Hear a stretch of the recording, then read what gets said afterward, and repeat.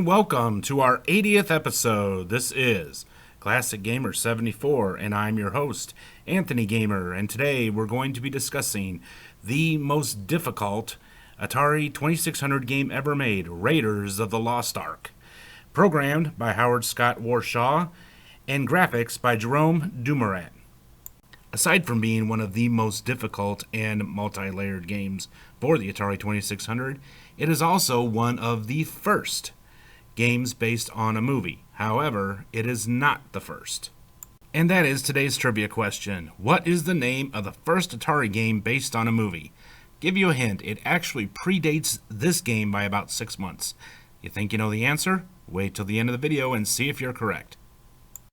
Now, for the few of you on this planet that have never seen Raiders of the Lost Ark, I'll give you a quick summary. It was a movie that came out in 1982, and it was about a man named Indiana Jones that was played by Harrison Ford. He was a professor, an archaeologist, and he was searching for the Ark of the Covenant, and that is what you are doing on this game. One thing that makes this game very difficult, if not multi-layered, is the fact that you need both joysticks to play it. One of them is used for moving Indy around, that's the right one, and the left one is used for your inventory.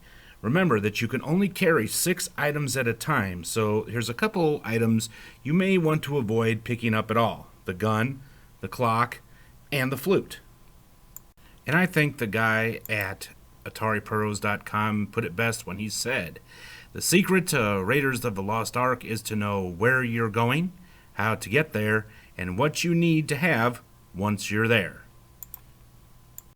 Another important aspect of this game is you will need the instruction manual. I can't stress that enough. A lot of people that I know personally, myself included, purchased this game at a yard sale. And of course, when you buy games at yard sales, they generally do not come with an instruction manual, much less the box. And this is one of those games that you do need the instruction manual in order to beat it. I actually had to write a letter to Atari Corporation, and they sent me a free copy of the book. And after that, I was able to beat the game. And of course, there's only one place in this universe, or any universe, where you can find any and all of your Atari needs, and that is AtariAge.com. Well, enough of my talking. Let's get to the game. I set some pretty cool music to it, and I'm going to show you how to beat the game from beginning to end. And at the end, I will show you a special secret. All right, let's get started then.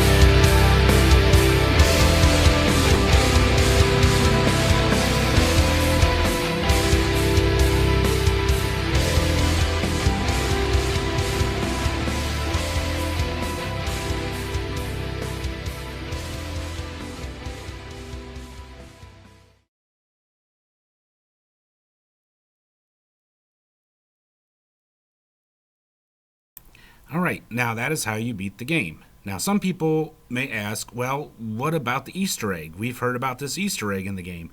Well, in order to do the Easter egg, I'm going to show you a quick video on that.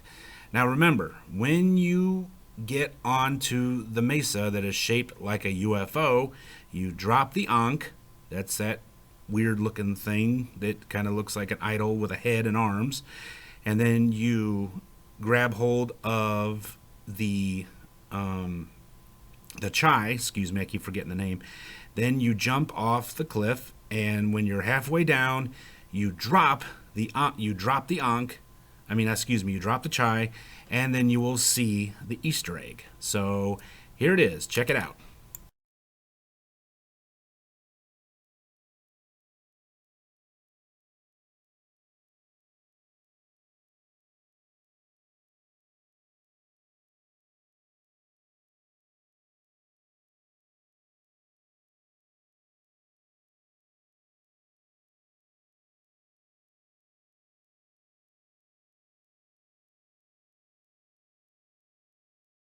Now, there's supposed to be a way to get the Easter egg without dying. If you know how to do it, I couldn't figure out. Please let me know in the comments section below, and I'd greatly appreciate it.